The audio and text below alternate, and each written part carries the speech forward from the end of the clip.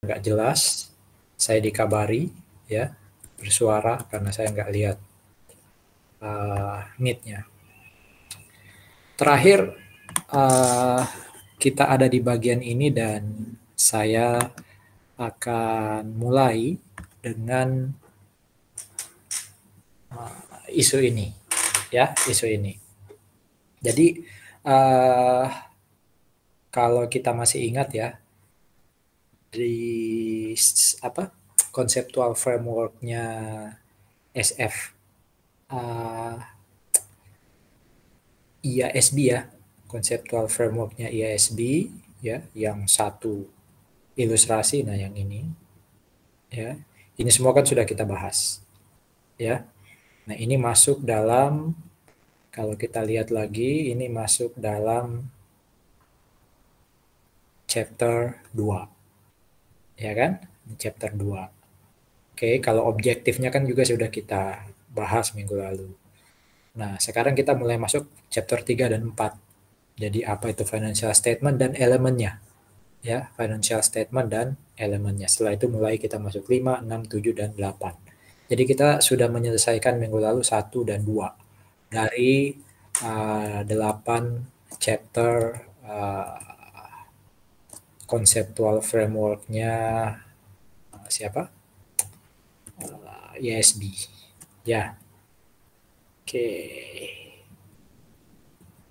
Nah, lingkaran terbesar dalam akuntansi, kalau seandainya ya, kita gambar akuntansi dalam satu lingkaran besar, maka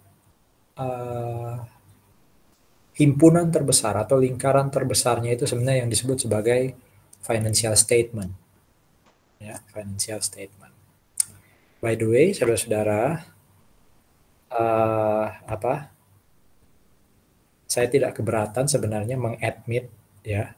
Cuma saran saya mulai minggu depan atau kalau ada pertemuan, bukan hanya kelas kita ya, kalau ada pertemuan online seperti ini, mending pakai email Petra ya. Jadi D12 23 sekian.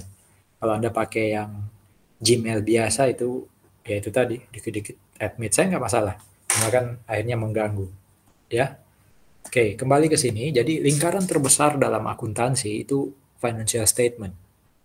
Ya, kalau mau lebih besar lagi kan minggu lalu kita sudah belajar ada yang namanya financial reporting. Tapi ketika kita bicara mulai pada proses pelaporan, maka financial statement itu sendiri sebenarnya lingkaran yang terluar atau terbesar. Nah, kalau ditanya ada berapa financial statement? Nah, mulai hari ini diingat-ingat ya. Mungkin di PA sudah sempat diajari, tapi di sini saya ingatkan lagi. Ada 5. Ya, ada 5 financial statement. Ini ya, ini nama dari financial statement yang dulu mungkin di SMA ketika Anda anak IPS gitu ya, diajarin sebagai neraca. Atau mungkin di PA masih diajarkan sebagai balance sheet ya, neraca atau balance sheet. Nah, ini Anda kalau bahasanya IFOR sudah harus pakai bahasa laporan posisi keuangan, statement of financial position. Ya. Kemudian kalau ini cenderung tidak berbeda. Kalau dulu di SMA, di PA mungkin namanya income statement ya sama aja. Ya. Sebenarnya tapi ketika bicara yang lebih luas ada lagi yang namanya comprehensive income statement. Nah, nanti kita lihat apa itu comprehensive income statement? Apa bedanya dengan income statement atau laporan laba rugi? Ya. Tapi dalam praktik juga namanya dalam bahasa Indonesia itu biasanya ada juga yang sebut sebagai laporan pendapatan dan beban. Ada lagi yang menyebut laporan aktivitas. Ya, jadi bukan hanya laporan laba rugi, berkembang namanya sekarang. Oke. Nah, ini yang ketiga. Yang dulu mungkin di SMA disebut laporan perubahan modal. Nah, saya nggak tahu di PA juga masih disebut laporan perubahan modal nggak? Nah, itu sekali lagi kalau masih ada guru atau dosen yang ngajarin itu ilmu dinosaurus ya. Jadi kita tidak lagi menyebut laporan perubahan modal, tapi laporan perubahan ekuitas, statement of changes in owner's equity, bukan statement of changes in owner's capital. Ya, jadi yang ada itu adalah statement of changes in equity. Ya, karena yang disebut capital itu sebenarnya bukan equity. Ya, jadi aset sama dengan liability plus equity itu bukan capital. Sebenarnya capital itu lebih pas dengan A. Aset itu sebenarnya capital. Jadi kalau orang masih nyebut laporan perubahan modal, itu sebenarnya nyebutnya ini dong, ya financial position. Karena di financial position itu ada aset. Ingat ya, nanti kita bicara lebih jauh soal isi dari masing-masing laporan ini. Tapi intinya namanya sekarang ya based on IFRS itu adalah statement of changes in equity. Kalau ini saya rasa nggak asing ya, laporan arus kas atau laporan aliran kas. Statement of cash flow atau cash flow statement ya whatever, tapi intinya ini yang melaporkan tentang arus kas. Nah ini yang kadang dilupakan. Laporan keuangan yang kelima. Jadi sebenarnya secara angka itu ada 4 laporan keuangan ditambah 1 kualitatif. Ya laporan keuangan kualitatif karena dia tidak sekadar angka. Dia memberi keterangan atas laporan-laporan keuangan yang 4 ini. Nah itu yang disebut sebagai catatan atas laporan keuangan atau notes to the financial statement. Jadi ada 5 ya. Financial statement lingkaran besarnya akuntansi. Nah apabila dalam himpunan atau lingkaran besar tadi ada 5 lingkaran yang lebih kecil yang isinya masing-masing ini. Nah, masing-masing lingkaran ini kemudian nanti ada isinya lagi. Jadi anggap aja ini lingkaran yang besar ya. Lalu dalam lingkaran besar itu ada 5 sub lingkaran, sub circle ya, yang namanya financial statement. Di masing-masing financial statement lingkaran ini itu ada lingkaran yang kecil-kecil lagi, itu yang disebut sebagai elemen. Nah, hati-hati ya. Jadi financial statement ada 5, masing-masing financial statement isinya ada yang namanya elemen. Nah, sekarang pertanyaannya, ada berapa elemen? Ada berapa elemen laporan keuangan?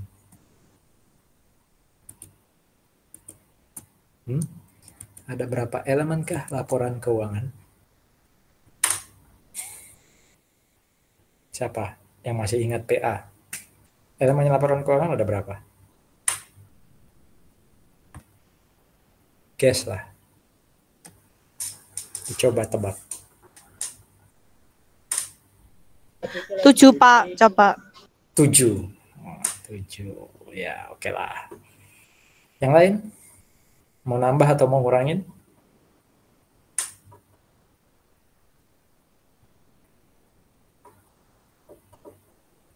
Ada berapa? Belum hafal saya 2023 ini siapa? Goharjo ada berapa elemennya laporan keuangan? Total nih. Lupa, Pak. Lupa. Oke, jadi elemen laporan keuangan ya, jadi laporan keuangan di dalam masing-masing ini ada isi yang namanya elemen ya. Pertama, ada elemen yang namanya moment in time. Ya, moment in time. Anda kalau masih ingat di di neraca atau balance sheet yang tadi namanya apa? Statement of financial position. Biasanya kalau kita nulis laporan keuangan yang namanya neraca, itu urutannya kan kayak gini ya. Dalam bahasa Indonesia ya, saya tulis. Baris paling atas itu nama perusahaannya. Ya kan? Baris paling atas. Baris kedua itu nama apa? Kalau menulis neraca atau balance sheet atau statement of financial position, baris pertama itu nama perusahaan. Baris kedua apa? Waktu PA? Nama laporan keuangan. Nama laporan keuangannya, betul. Ini baris keduanya statement of financial position. Baris ketiga apa? Jangka waktunya, periodenya. Periode, ya kan? Periode. Coba Anda lihat. Kalau itu neraca atau balance sheet atau statement of financial position itu baris ketiganya ditulis kayak gini. Per 31 Desember 2023. Ya, baris 1 nama perusahaan, baris 2 nama laporan keuangan. Dalam hal ini neraca ya atau balance sheet. Yang ketiga adalah jangka waktu atau periodenya. Dia ditulis per 31 Desember 2023. Itu maksudnya apa? Itu memperlihatkan ya bahwa yang namanya aset per 31 Desember, itu sebenarnya aset yang sejak perusahaan berdiri itu bisa naik, bisa turun, ya, bisa bertambah, bisa berkurang. Tapi kalau ditanya, per 31 Desember 2023 cashmu berapa ya? Jadi sebenarnya yang namanya aset, apapun ya, aset itu ya, mulai dari cash sampai intangible asset atau other asset, itu kalau per 31 Desember kita pengen lihat nominalnya berapa, jumlahnya berapa. Ya. Jadi yang namanya aset itu dia nggak, ya mungkin suatu saat nol karena memang habis ya, tapi bukan karena kita hapus. Kita nggak pernah menghapus yang namanya aset, kita nggak pernah menghapus yang namanya liability, kita nggak pernah menghapus yang namanya equity ya dari laporan keuangan selama dia ada. Tapi kalau dia habis nol, ya memang nol ya, bukan dihapus sekali lagi. Ya. Contoh paling gampang kalau saya tanya berapa saldomu sekarang di bank atau berapa uang yang ada sekarang di dompetmu, itu berarti uangmu itu per hari ini. Ya. Di mana awalnya mungkin uangmu bisa jadi 1 juta. Anda belanjakan ya, sekarang tinggal 500.000. Ya, diberi lagi sama orang tua, sekarang jadi 750. Dia akan naik turun terus, tapi per tanggal tertentu kita tanya berapa sih nilainya, berapa sih jumlahnya. Nah, itu yang disebut sebagai moment in time elements. Kalau dilihat, hanya ada 3 elemen yang masuk dalam definisi moment in time. Anda bisa tebak, berarti laporan keuangan apa yang isinya moment in time elements? Dari 5 tadi, laporan keuangan apa yang isinya moment in time elements? 3 ini kan isinya apa? Statement of financial position, asset, liability, dan equity. 3 elemen yang sifatnya moment in time, dan dia adalah elemennya ini. Ya. Jadi sementara 3 ya. Tadi kan jawabannya 7. Valen kalau nggak salah yang ngomong tadi. Oke, sementara 3 ya. Oke, lanjut ya. Nah sekarang saya nanya, bagaimana kalau itu income statement? Sama, PT ABC, baris pertama, baris kedua, income statement. Biasanya baris ketiganya apa yang kita tulis? Sama, periode, tapi apakah per 31 Desember yang kita tulis? Kalau in English kan bahasanya for the period that end ya, at atau on December 31st 2023 ya kan? Berarti yang ditulis di baris ketiga itu bukan per 31 Desember tapi untuk periode yang berakhir pada tanggal 31 Desember 2023. Beda bahasanya karena memang artinya berbeda. Ya. Karena elemen-elemen yang ada dalam income statement itu bukan elemen yang sifatnya akan terus ada. Ya. Elemen yang ada dalam income statement itu adalah elemen yang disebut sebagai period of time element, bukan moment in time. Moment in time itu pada suatu saat. Tapi kalau yang period of time adalah dalam satu periode tertentu. Elemen yang ada hanya di satu periode aja. Kalau masuk di periode berikutnya, dia akan mulai dari nol. Ya kan? Kalau cash kan nggak pernah mulai dari nol, dia akan terus bertambah berkurang. Tapi kalau revenue, Anda kalau masih ingat siklus akuntansi, ya, salah satu siklus akuntansi itu kan jurnal penutup. Yang ditutup itu income statement, ya, akunnya income statement atau akunnya neraca. Anda kalau ingat baik-baik, yang ditutup itu revenue, expense, ya kan? Itu semua kan elemennya income statement, bukan elemennya statement of financial position. Nah, jadi sebenarnya yang namanya revenue, expense, itu hanya satu periode toh. Periode kita kan biasanya 12 bulan ya, dia hanya 12 bulan toh. Masuk 1 Januari, kalau kita pakai tahun kalender, karena biasanya kan periode itu bisa jadi 12 bulan tapi nggak mulai 1 Januari. Ya, ada yang pakai tanggal atau tahun buku. Anggap aja kita pakai tahun kalender yang umum, 1 Januari sampai 31 Desember. Berarti revenue itu hanya berlaku dari 1 Januari sampai 31 Desember. 31 Desember dia di close. Nol lagi. Masuk Januari, dia mulai dari nol lagi. Jadi kalau ditanya berapa revenue-mu? 1M. Nah 1M itu bukan revenue dari awal berdiri loh. Hanya revenue untuk 2023. Ya.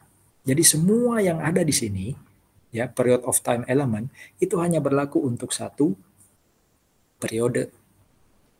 Ya, buktinya apa? Dia di close. Ya kan?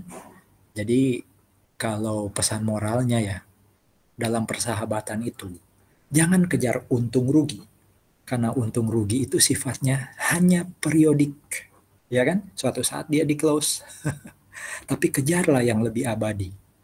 Ya, yaitu aset. Karena aset itu tidak pernah di close. Kan nggak ada jurnal penutup. Coba belajar lagi PA. Yang menutup cash, yang menutup inventory, nggak ada. Gitu ya. Nah, period of time, mungkin tadi dijawab 7 itu karena lihatnya ini tok. Ini ada 7, tapi secara total berarti elemen itu ada 3 plus 7. Ada 10. Ya kan? Revenue, expense, gain, loss, ini elemennya income statement. Ya, elemennya income statement. Termasuk comprehensive income. Itu elemennya income statement. Makanya tadi kan ada laporan ini ya namanya ya. Income statement and comprehensive income statement. Ya. Jadi income statement itu isinya revenue, expense, gain, loss. Terus di bawahnya ada comprehensive income. Ya. Ini kalau di total nama laporannya adalah comprehensive income statement. Apa itu comprehensive income statement? Comprehensive income statement itu sama dengan kalau saya bikin rumus di sini ya. Jadi comprehensive income atau CI itu sama dengan net income. Dilaporkan di mana net income itu? Laporan apa yang melaporkan net income? Halo? Laporan laba rugi. Oke, income statement kan. Net income itu kan didapat dari revenue kurangi expense plus gain kurang loss kan. Ya, kita dapat ini dari income statement. Ditambah ya, jadi CI atau comprehensive income itu didapat dari net income yang dari income statement, 4 elemen tadi ya. Ditambah dengan yang namanya other comprehensive income, OCI, other comprehensive income. Other comprehensive income itu adalah income yang membuat equity naik ya. Yang sering kita sebut modal dulu ya. Income yang membuat equity naik tapi dia nggak masuk di income statement. Nanti kita belajar lebih jauh. Ada loh gain yang membuat income naik tapi dia nggak masuk di income statement. Makanya dia disebut OCI. Makanya laporannya itu namanya comprehensive income statement. Gitu ya. Itu. Ya, jadi comprehensive income itu elemennya ini ya. Itu elemennya comprehensive income statement. Kalau 4 yang atas itu elemennya income statement. Oke, di mana sebenarnya kelima ini revenue sampai comprehensive income itu ada dalam satu laporan yang namanya comprehensive income statement. Kita dulu sering hanya ngomong income statement, tapi sebenarnya lengkapnya adalah comprehensive income statement. Ya. Nah, 2 elemen terakhir itu kira-kira elemennya laporan apa? Dari 5 tadi laporan apa yang belum kita bahas? Balance sheet sudah, ya. Statement of financial position kan balance sheet sudah ya. Yang 3 tadi asset, liability, equity. Kalau 5 yang atas itu kan punyanya comprehensive income statement atau income statement. Nah, 2 yang bawah ini laporan apa? Halo, ayo. Dari 5 tadi. Perubahan ekuitas. Iya, betul sekali. Jadi investment by owners dan distribution to owners itu sebenarnya elemennya laporan perubahan ekuitas, statement of changes in owners equity. Ya. Hati-hati, investment by owners ini sebenarnya waktu di PA itu contohnya kayak sering baca ya pasti dulu. Tuan A menginvestasikan cash sejumlah sekian. Itu kan kita akan menjurnal cash to owners capital, Tuan A, ya kan? ya enggak? Owners capital A. Nah, itu sebenarnya investment by owners. Ya. Dan itu masuknya harusnya di apa? Owners equity. Loh Pak, bukannya waktu saya menjurnal cash kreditnya owners capital Tuan A itu bukannya masuk ke neraca, ke statement of financial position. Iya, tapi itu kan namanya equity. Ya kan? Itu namanya equity, bukan investment by owners. Ya. Bisa paham bedanya ya. Jadi kita bisa lihat dua, oh bisa jadi itu equity kalau dia masuk di laporan posisi keuangan. Tapi kalau dia di owners equity, laporan perubahan owners equity itu namanya investment by owners. Kalau yang ini dulu di PA, contohnya apa? Distribution to owners. Apa contohnya? Kalau ini owners yang masukin ke perusahaan, ini justru perusahaan ngasih ke owners. Kalau perusahaannya masih UD, itu ada namanya apa? Ayo, yo. Tuan A mengambil dana dari UDA. Owner's drawing. Iya, betul. Prive ya, owners withdrawal atau owners drawing. Itu distribution to owners. Dilaporkannya di laporan perubahan ekuitas. Kalau perusahaannya sudah PT, nggak ada owners drawing. Ya biasanya bentuknya dividend. Ya, dividen.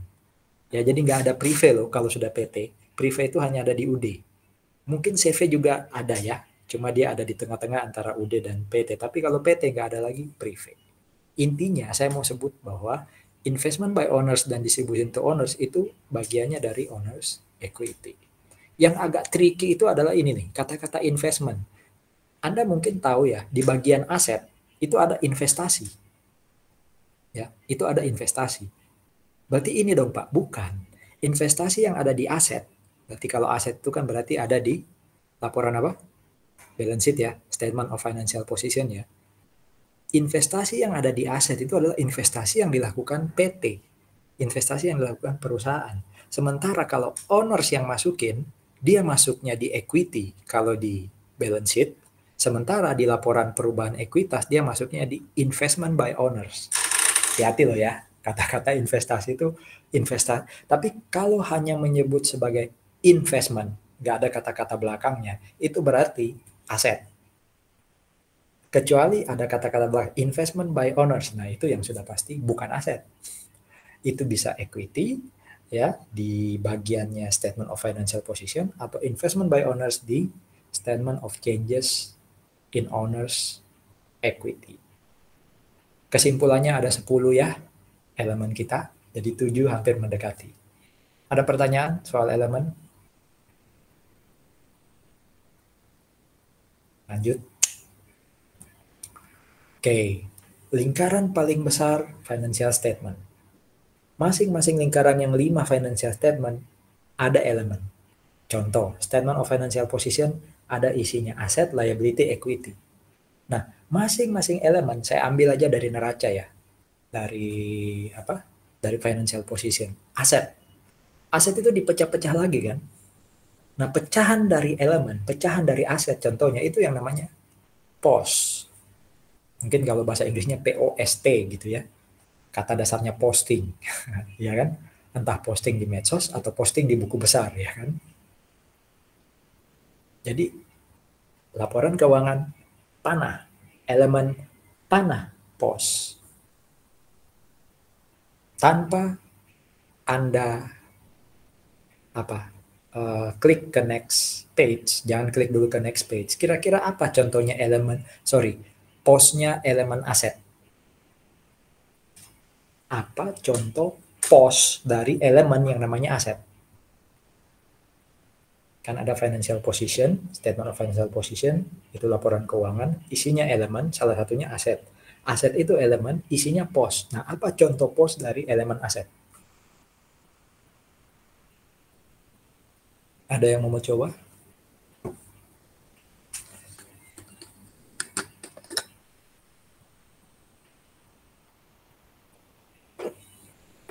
Nothing tulus kok ini. Kayak account receivable, terus land Oke, gitu. thank you. Nice trying, tapi hati-hati. Karena sebenarnya pos ini masih belum atau bukan yang terkecil. Yang disebut sebagai account receivable atau land, itu yang paling kecil dari kesatuannya akuntansi. Dan dia bukan pos.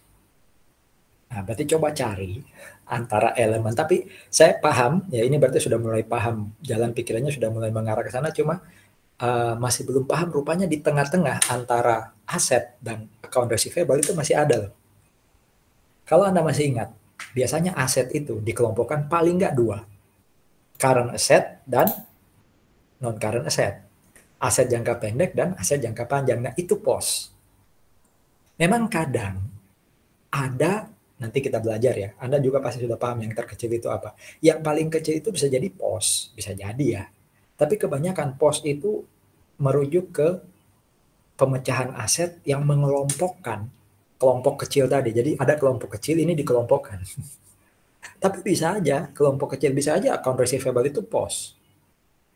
Atau gini, saya masih setuju kalau yang disebut pos itu receivable. Karena receivable itu ada account receivable, ada notes receivable. Jadi account receivable dan notes receivable itu paling kecil. Kalau Anda mau pakai sebagai pos, jangan sebut account receivable, tapi sebut dia sebagai receivable. Itu pos. Intinya adalah dia belum sampai yang paling kecil. Ya, paham ya? Atau kalau Anda mau buat, ada trade receivable, trade dagang ya, ada non-trade receivable. Baru paling kecil namanya account receivable, notes receivable, apalagi salary receivable, ya apapun itu, tapi dia sudah paling kecil. Jadi pos ini ada di tengah-tengah antara elemen dan kesatuan paling kecil. Contoh sih seperti ini. Ya, kayak ini, short term investment bisa jadi ada lebih kecil. Receivable, tapi saya nggak ngomong account receivable. Lah Pak, cash ini bukannya paling kecil, jangan salah. Apa? Cash masih bisa dipecah jadi apa? Ada yang mau mencoba? Cash itu bukannya paling kecil. Kata siapa? Apa contoh pecahannya dari cash? Ada cash di bank, ada petty cash, iya kan? Cash di bank dan petty cash itu yang paling kecil. Cash ada di tengah-tengah kan antara elemen aset ke yang paling kecil tadi. Berarti cash itu pos bisa saja. Receivable tadi saya katakan, ada notes, ada accounts receivable. Loh, inventory masuk pos Pak, bukannya dia yang paling kecil. Inventory kan kalau itu perusahaan manufaktur ada 3 loh inventorinya. Persediaan barang mentah, persediaan barang setengah jadi, persediaan barang jadi atau finished goods. 3 ini yang paling kecil, inventory ada di tengah. Ya whatever lah, konsepnya adalah pos ini sebenarnya ada di tengah-tengah dan dia belum yang paling kecil. Atau paling gampang gini, bisa jadi dia tidak masuk jurnal. Karena yang masuk jurnal itu yang disebut sebagai accounts, akun atau rekening. Makanya di perusahaan itu ada yang namanya COA kan, chart of account. Nah, berarti apa? Account-nya cash. Apa account-nya cash? Ini petty cash dan cash di bank. Receivable, account receivable, notes receivable. Sangat jarang kita menjurnal, kalaupun nanti oke aja sebenarnya. Makanya saya bilang, kadang ada pos yang juga account, tergantung ya. Saya nggak mengatakan nggak boleh loh. Nggak boleh dia akun juga nama pos. Boleh aja. Selama di perusahaan itu memang dia tidak memecah lagi. Ya kan? Tapi kalau mau benar-benar yang namanya pos ya kayak non-current asset sama current asset itu pos kan. Itu cara paling gampang. Sisanya akun mungkin. Intinya pokoknya yang masuk di jurnal itu akun. Hal lain yang perlu diingat adalah Anda kalau bicara financial statement itu nggak boleh salah. Kita bicara IFRS ya, kita bicara PSAK, namanya harus ini. Makanya saya bilang, udah deh, stop sudah pakai balance sheet atau neraca, kecuali perusahaan Anda masih perusahaan kecil, perusahaan yang tertutup, perusahaan yang belum PTTBK. Ya, silakan pakai balance sheet atau neraca. Tapi kalau sudah PTTBK ya sudah harus ikut ini. Itu nama yang sudah baku menurut standar. Ini juga. elemen juga. Nggak bisa pakai nama lain. Makanya nggak ada lagi yang namanya aktiva pasiva. Hello, ini tahun berapa? Udah Gen Z, udah Gen Alpha, anak saya masih pakai aktiva pasiva. Ya, yang ada aset, liability, equity. Gitu ya. Bahkan istilah kewajiban gitu ya, itu sudah sangat jarang harusnya dipakai. Terus apa bahasa Indonesianya, Pak? Aset ya aset. Ya, ASET. Liabilities, liabilitas. Memang nggak biasa di telinga, tapi kalau sering dengar, sering baca, liabilitas, bukan lagi kewajiban atau hutang. Equities, wah equities itu modal, bukan. Modal itu sebenarnya aset. Equities itu ya ekuitas. Ya.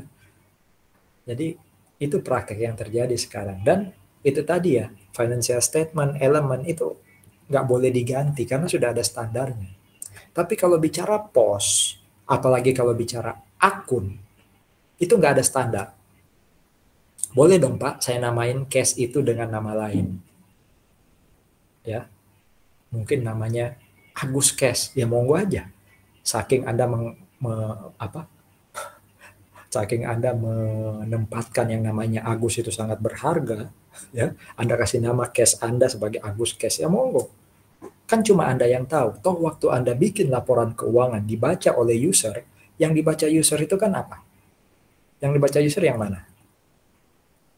Kan elemen yang dibaca user, pos dan elemen kan, ya, elemen dan laporan keuangan yang nggak boleh beda. Tapi kalau akun mau dinamakan apapun, selama akuntannya paham, direksinya paham, no problem, ya. Jadi besok-besok kalau umpama Anda magang atau lihat laporan keuangannya perusahaan terus Anda bilang, kok aneh nama akunmu? Aku nggak pernah dengar ini ya, berarti kamu yang mainnya kurang jauh, ya kan? Tapi kalau sampai nama elemennya beda, ya nama elemennya beda, apalagi nama laporan keuangannya beda, itu boleh dikritisi. Ya haram kamu, nggak boleh pakai nama lain selain 5 ini. Itu ya. Nah, apa definisi masing-masing elemen itu ada di sini. Ya, ini definisi masing-masing elemen nih. Ya, tapi di sini cuma ada 5 ya. Padahal kita punya 10 tadi ya elemen. Bisa dibaca tuh. Apa itu aset? Saya kadang membayangkannya seperti ini. Aset itu tadi apa? Period of time atau moment in time sih? Halo? Momen. Oke. Berarti pada tanggal tertentu, biasanya per 31 Desember, saya itu ingat. Ya, per 31 Desember waktu saya mau bikin yang namanya Statement of Financial Position, saya itu ingat. Di masa lalu, pas event, itu terjadi transaksi. Ada kejadian, ada transaksi. Jadi per 31 Desember saya ingat, sebelum 31 Desember saya mau bikin laporan keuangan, itu ada kejadian. Yang membuat saya setelah 31 Desember, future, ya setelah 31 Desember, itu akan terima manfaat, akan terima inflow ke dalam perusahaan. Oh berarti itu aset. Contoh ya, contoh paling gampang gini. Saya tanggal 1 Desember, berarti kan pas sebelum 31 ya. Saya ngasih barang ke orang. Ya. Orang itu belum bayar. Oh, berarti waktu PA saya bikin jurnalnya AR to sales. Betul ya? Saya kasih barang ke orang, tapi orangnya belum bayar. Berarti bukan cash to sales, tapi AR to sales. Kapan dia mau bayar? Katanya dia mau bayar tanggal 5 Januari. Ya, dia mau bayar tanggal 5 Januari. Berarti kan di masa depan akan ada uang masuk ke saya. Berarti nanti saya akan jurnal cash to AR. Berarti per 31 Desember saya yakin di masa depan akan ada economic benefit yang saya terima berupa inflow. Kalau itu yang terjadi berarti itu aset. Nama asetnya apa? Receivable. Gitu ya. Jadi ini bisa dibaca, tapi cara memahaminya gitu. Kalau liability sebaliknya. Liability itu per 31 Desember saya itu ingat bahwa di masa lalu past event ada kejadian yang membuat saya di masa depan, mana future-nya, ya, di masa depan expected to result, ya, bahwa akan ada yang outflow from perusahaan, akan ada yang keluar dari perusahaan. Contohnya saya balik, ada orang udah kerja buat saya selama bulan Desember. Saya baru gaji dia tanggal 2 Januari. Berarti kan per 31 Desember harusnya saya sudah bikin jurnal salaries expense. Tapi kreditnya belum cash karena saya baru bayar 2 Januari. Berarti kreditnya apa? Salaries payable. Iya kan? Jurnal PA banget tuh. Salaries expense itu salaries payable. Nah, salaries payable itu berarti nanti per 2 Januari akan ada outflow dalam bentuk apa? Cash. Salaries payable to cash. Berarti di masa depan setelah 31 Desember akan ada yang keluar dari perusahaan. Nah, itu liability. Ya. Makanya kalau Anda sering dengar ya pasti paham. Ada yang namanya janji adalah apa? Janji adalah apa? Hutang kan katanya ya. Itu yang bikin orang akuntansi itu. Contoh aja ya. Kalau hari ini umpama janjian sama saya Pak Agus, besok kita ketemuan ya Pak. Oh oke. Nah, itu berarti kan Anda kalau mau bikin laporan keuangan, Anda langsung membayangkan, oh ada kejadian di masa lalu ketika saya ngomong dengan Pak Agus bahwa saya mau ketemu Pak Agus. Berarti kan Anda besok di masa depan itu paling nggak harus mengorbankan sesuatu dalam bentuk apa? Waktu. Belum lagi kalau ketemuannya di Starbucks. Traktir dong mau Anda yang ngajak. Berarti kan akan ada yang keluar dari Anda. Jadi Anda berjanji itu hutang. Jadi janji adalah hutang itu sebenarnya terminologi akuntansi yang buat akuntan kayaknya tuh. Coba dicari tahu. Ya. Itu cara memahami aset dan liability. Nah, yang paling enak equity. Apa bahasanya ini? Residual itu artinya apa? Bahasa Inggris di Indonesia kan secara langsung apa residual itu? Residu itu apa sih? Sisa, Pak. Sisa. Ampas. Sorry ya. Jadi dia hanya selisih antara aset dan liability. Nggak ada definisi lain. Ya, dia itu sisa antara aset dan liability. Itu equity. Ya, jadi silahkan dibaca definisinya. Cara memahaminya pakai konteks saya tadi. Nah, bagaimana dengan yang dua bawah? Income contohnya. Income itu juga kata kuncinya gini. Perusahaan ya itu akan mengalami kenaikan ekonomis. Ya, manfaat ekonomisnya akan naik. Tapi dalam satu periode, makanya saya katakan tadi, income ini kan apa? Period of time element ya. Income itu kan terdiri atas revenue dan gain. Dia hanya satu periode. Dalam satu periode 1 Januari sampai 31 Desember ya sebagai contoh, itu akan terjadi kenaikan manfaat ekonomis. Karena apa? Bisa jadi asetnya naik atau bisa jadi hutangnya turun. Ya kan? Hutang kalau turun kan yang dikredit apa? Revenue kan atau gain kan? Itu income. Kalau aset naik sudah pasti yang dikredit revenue atau gain kan? Ya, walaupun kadang-kala juga hutang yang kita kredit, tapi kebanyakan ketika aset naik lalu kita kreditnya itu membuat equity juga naik nih. Equity juga naik. Ya. That result in increase in equity itu income. Jadi income itu adalah kenaikan equity. Nah, ini nih ya, coba lihat ya. Saya tulis rumusnya ya. Asik tuh. Aset sama dengan equity plus liability. Itu kan persamaan dasar akuntansi. Yang disebut atau kata kunci dari income itu adalah result in increases in equity. Hasilnya adalah kenaikan equity. Coba Anda lihat rumusnya. Kalau L-nya tetap, supaya equity naik, ya, supaya equity naik, berarti asetnya harus naik, liability tetap ya, supaya equity naik, iya kan? Yang jago matematika di sini. Betul ya? Tapi kalau supaya equity itu naik, dengan asumsi asetnya tetap, apa yang harus kita lakukan dengan L? Apa yang harus kita lakukan dengan L? L-nya minus kan? Nah, itu rumus dasar akuntansi yang matematis banget. Berarti yang namanya income itu bisa karena, pokoknya intinya equity naik. Equity itu naik bisa karena apa? ada inflow dalam bentuk aset naik, atau ada decrease dalam bentuk liabilities-nya berkurang. Nah, jadi income itu yang baris 2 dan 3 ini loh. Bisa karena aset naik, liability tetap. Bisa karena aset tetap, tapi liability-nya berkurang. Nah, kalau yang baris kedua, yaitu aset naik, mengakibatkan equity naik, itu gampang, Pak. Contohnya kan gini, Pak. AR to sales. AR itu kan aset naik. Sales itu kan bagian dari equity. Berarti sales itu adalah income. Oke. Apa contoh yang baris ketiga, Pak?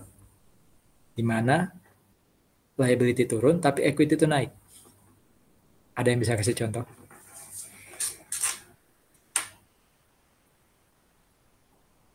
Contoh liability-nya berkurang tapi equity itu naik. Itu income, contohnya apa?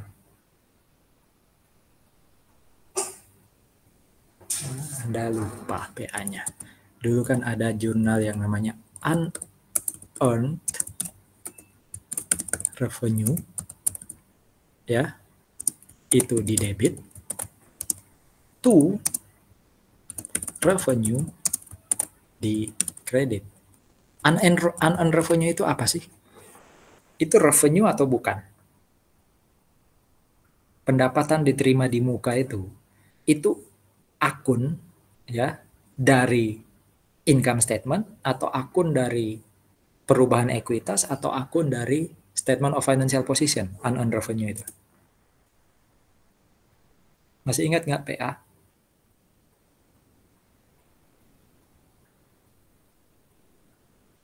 Jurnal awalnya gini, biar ingat ya. Ini kan jurnal yang saya katakan tadi. Liability berkurang. Nah, ini jawabannya berarti unearned revenue itu sebenarnya liability ya. Liability berkurang, berarti dia di debit. Utang kan kalau berkurang di debit ya. Kreditnya revenue atau sales revenue. Itu equity naik.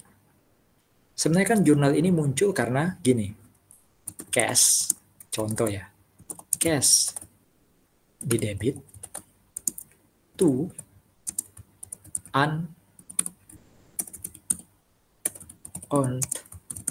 revenue di kredit. Ada yang bisa kasih contoh? Jurnal cash to unearned revenue itu karena apa? Soal ceritanya kayak apa? Ada yang masih ingat nggak PA? Kapan kita menjurnal cash to unearned revenue? Waktu belajar adjustment atau penyesuaian.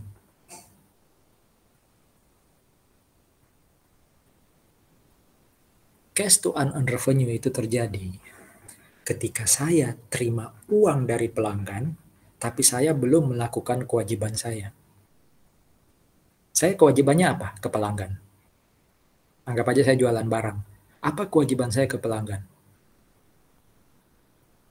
Halo, sebagai seorang pedagang, Kasih barangnya. kasih barang.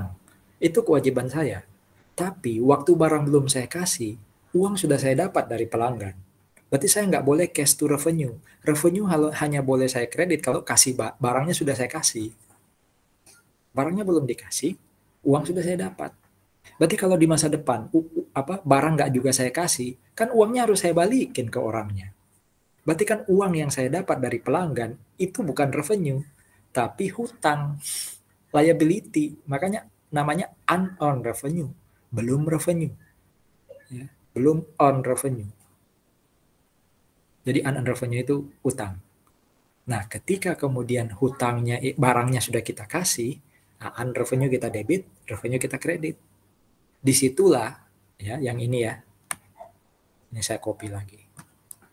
Inilah contohnya income, ya, tapi dalam bentuk apa? Ini berkurangnya liability. Nah, gitu ya. Ada diskusi dulu.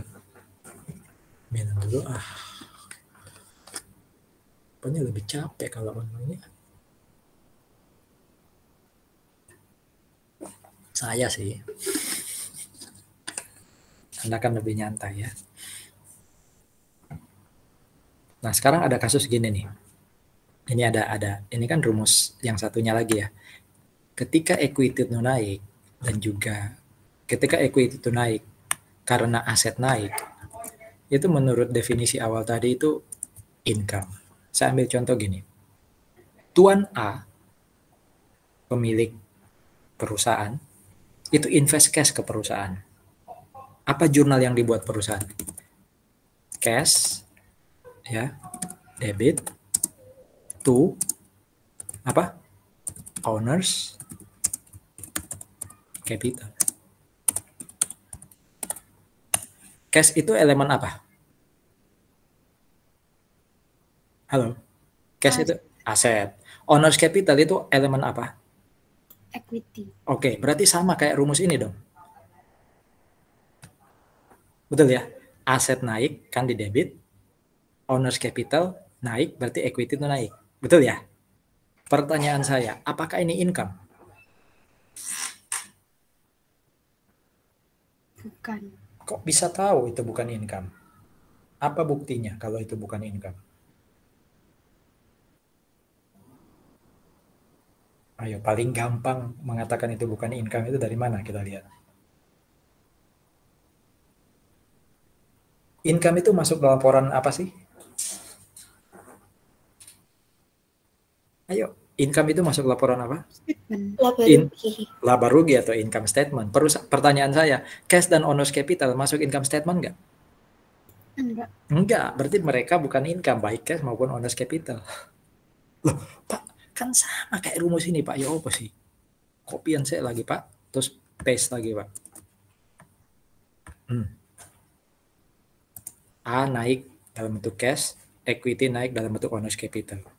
Nah, lihat nih, ada kata kunci terakhir di definisi, ya, yang mengatakan gini, income itu betul, A naik, equity naik, atau L turun, equity naik, selama tidak berasal dari apa itu? Sumbangan equity participant, maksudnya tidak berasal dari sumbangannya owners. Jadi kalau owners yang masukin duit ke perusahaan membuat aset naik, equity naik, itu bukan income. Itu ya equity. Ya. Termasuk kalau expense. Expense itu dibalik. Ya. Jadi equity itu berkurang karena aset berkurang. Equity itu berkurang karena liability itu naik. Itu expense. Berarti kalau sampai saya kasih duit kepada pemilik dalam bentuk tadi katanya drawing, ya. Berarti kan equity berkurang, aset juga berkurang. Itu expense dong? Enggak. Kenapa? Karena terkait dengan equity participant. Jadi kalau kita masukin, ada uang masuk ke perusahaan dari equity participant, it's not an income. Kalau ada uang keluar untuk equity participant, itu juga bukan expense. Jadi income dan expense itu tidak ada kaitan dengan pemilik. Intinya itu.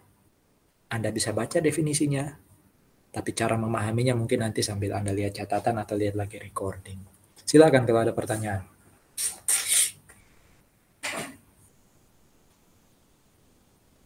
Oke. Kita selesai membahas chapter berapa tadi ya? 3-4 ya? Ya kan? 1-2 sudah minggu lalu. Saya balik agak jauh nih. Nah, 1-2 kan sudah minggu lalu. 3-4 selesai kita sekarang. Nah, sekarang kita mulai masuk chapter 5, 6, 7, dan 8. Chapter 5 itu bicara soal ini.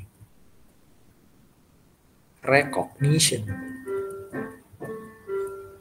Ya. Measurement. Kalau pengungkapan itu apa? Bahasa Inggrisnya. Disclosure. Ya, disclosure.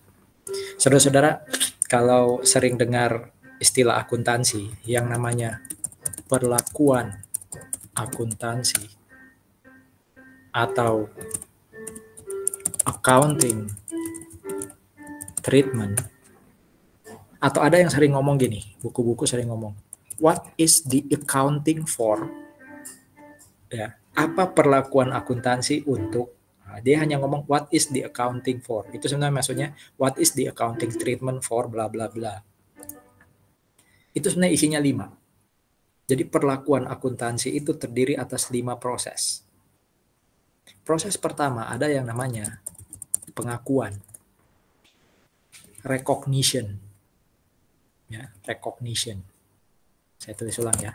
Pengakuan atau recognition. Itu adalah perlakuan akuntansi yang pertama. Perlakuan akuntansi yang kedua itu namanya pengukuran atau apa? Nih. Yang nomor 3 ada yang namanya penilaian atau valuation. Saya tulis dulu ya, nanti saya bahas satu-satu.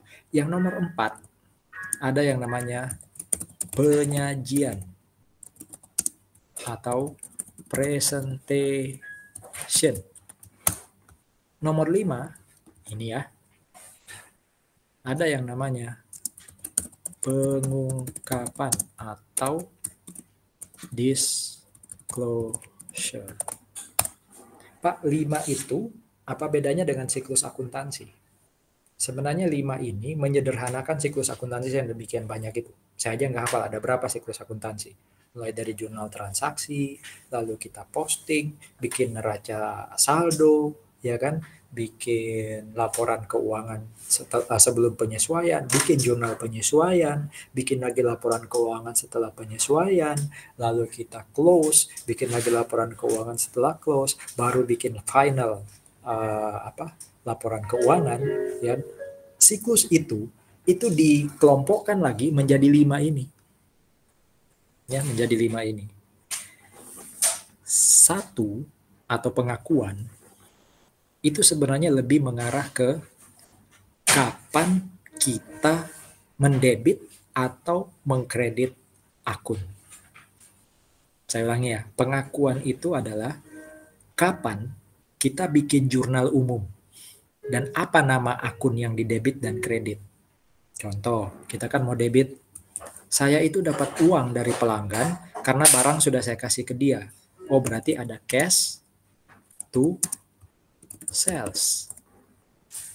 Kapan kita melakukan jurnal cash to sales? Ya, waktu kita sudah dapat uang dan barang kita kasih. Nah, itu yang namanya pengakuan atau recognition. Nah, biasanya kan jurnal umum itu kan ya, jurnal transaksi pertama kan. Tapi jurnal ini kan nggak lengkap. Harus ada apanya? Kalau dulu PA kan cash-nya di kiri, sales-nya agak menjorok ke dalam. Tapi itu belum lengkap. Harus ada apanya? Halo? Masa hanya cash to sales? Jurnal itu harus ada apa? Bukan hanya nama akun kan? Harus ada apa? Kayak keterangannya gitu kan. Ah, itu kan keterangan paling bawah. Tapi cash itu kan harus ada nilainya. Sales itu harus ada nilai, ada angkanya kan. Ketika saya menjurnal cash di debit, sales di kredit, lalu saya taruh angka berapa cash, berapa sales, itulah yang disebut pengukuran. Atau kesimpulannya gini, ketika Anda di siklus akuntansi yang pertama namanya jurnal umum itu, Anda bikin jurnal cash 1 juta, sales 1 juta, itu Anda melakukan 2 perlakuan akuntansi, yaitu pengakuan dan pengukuran. Gitu ya. Nah, apa bedanya pengukuran measurement nomor 2? Ya, nomor 2, wah ini kampanye ya. Dengan nomor 3 yaitu penilaian. Penilaian itu, contoh gini, Anda masih ingat nggak? Kalau beli mesin secara tunai jurnalnya gimana? Gimana jurnal kalau beli mesin secara tunai? Machine to cash. Oke, machine to cash atau equipment to cash. Anggap aja ada angkanya ya. Angkanya mungkin 100. Oke. Equipment to cash 100. Nah, equipment to cash itu recognition. 100-100 itu pengukuran atau measurement. Tapi di akhir periode, di 31 Desember, biasanya kan kita lihat lagi, mesin ini umurnya 4 tahun. Ini sudah lewat 1 tahun. Ya, berarti saya harus melakukan penyesuaian atas mesin tadi. Atau contoh yang lain, prepaid expense, ya 100 to cash 100. Prepaid expense ini untuk sewa 4 tahun. Ya. Berarti ketika saya buat jurnal umum, ingat, kita melakukan 1 dan 2, yaitu pengakuan pengukuran. Tapi di akhir tahun pertama, tadi sewanya 4 tahun ya, di akhir tahun pertama, prepaid expense-nya kan sudah boleh jadi expense. Makanya saya buat jurnal. Expense berapa? Anggap aja mulai 1 Januari saya sewa. Berarti kan yang sudah jadi expense tahun itu 25. Bagi 4 ya. To prepaid expense 25. Berarti prepaid expense saya pertama 100, yaitu 1 Januari. Itu pengakuan dan pengukuran. Tapi per 31 Desember, prepaid expense-nya tinggal berapa? Saldonya prepaid expense per 31 Desember tinggal berapa? Ayo. 75. 75 itu yang disebut valuation. Jadi pengukuran pertamanya itu 100, per 31 Desember dia tinggal 75, tahun depan dia tinggal 50. Ya. Tahun depannya lagi tinggal 25, lalu nanti jadi 0. Berarti kesimpulannya valuation itu dilakukan kapan? Kalau pengakuan pengukuran itu jurnal umum, valuation itu kapan?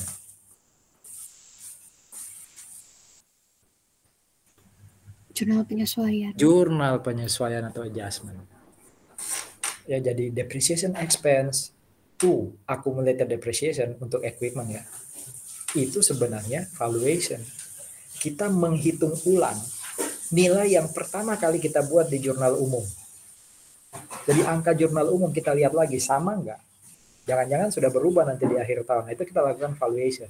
Sama-sama angka, tapi satunya di jurnal umum, satunya di adjustment. Nah, apa itu yang 4 dan 5? Penyajian dan pengungkapan. Penyajian itu gampangnya gini. Tadi kan prepaid expense 100. Lalu akhir tahun kita sesuaikan, kita kredit 25. Kalanya tadi tinggal 75. Saya tanya sekarang, prepaid expense itu elemennya apa? Itu kan akun ya. Dia elemen apa? Saldo normal prepaid expense debit atau kredit? PA kan salah satu pertanyaan saldo normal. Prepaid expense saldonya normalnya debit atau kredit?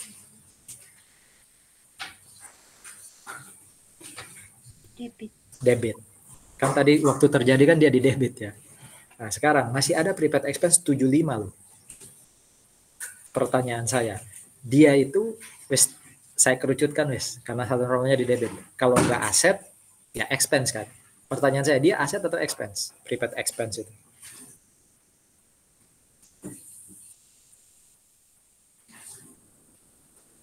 Halo, prepaid expense, sewa dibayar di muka, iklan dibayar di muka, asuransi dibayar di muka, itu sebenarnya aset ya.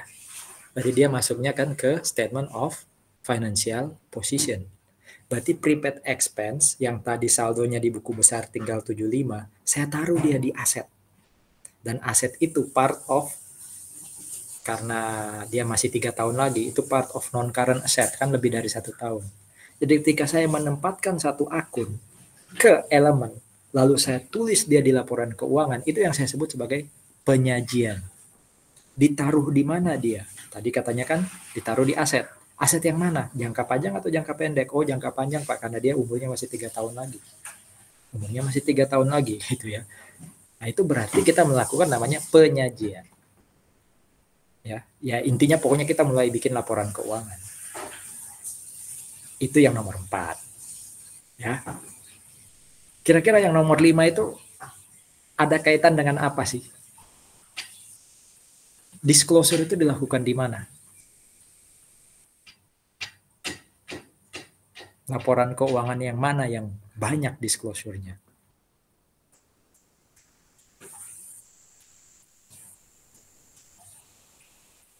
Laporan keuangan ada berapa sih? Halo, laporan keuangan ada berapa?